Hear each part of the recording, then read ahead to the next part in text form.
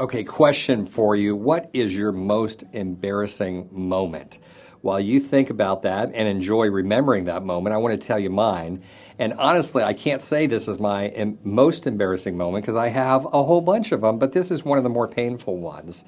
So years ago, I was with Campus Crusade for Christ, and we were running around the country doing trainings for churches and groups of churches.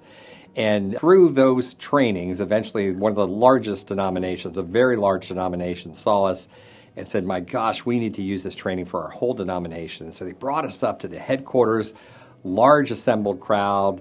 We weren't supposed to be doing any training or anything that day, but the leader said, by the way, I want to introduce you to somebody, talking about me.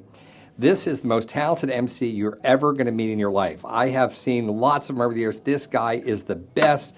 Jeff, come on up here and address the crowd.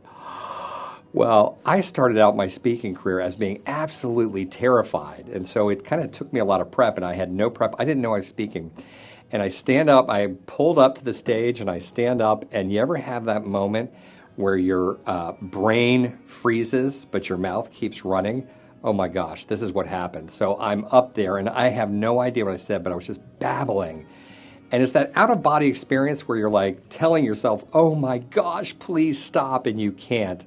So that was, like I said, just one of my most embarrassing moments. I looked like the fool. And after that event, I felt like such a fool.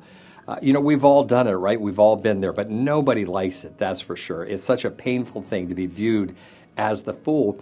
So biblically, though, the Bible tells us to be fools. In 1 Corinthians 4, Paul is talking about the apostles, and he said that we are fools for Christ. And he's saying that all the assembled, all those watching in the world, those who were dead spiritually, or those who hate Christianity or hate Jesus, they consider us fools because of what we say and how we live.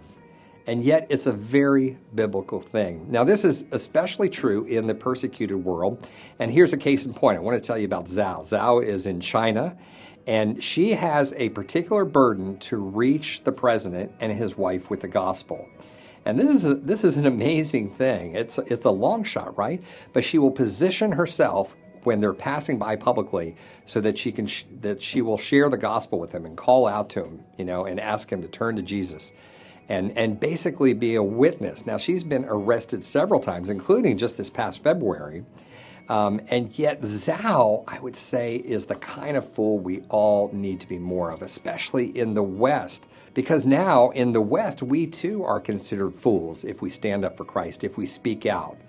And we all feel that. And yet around you are those who are dying. And one person around you desperately needs to hear the gospel. Now, you may be considered a fool if you share the gospel.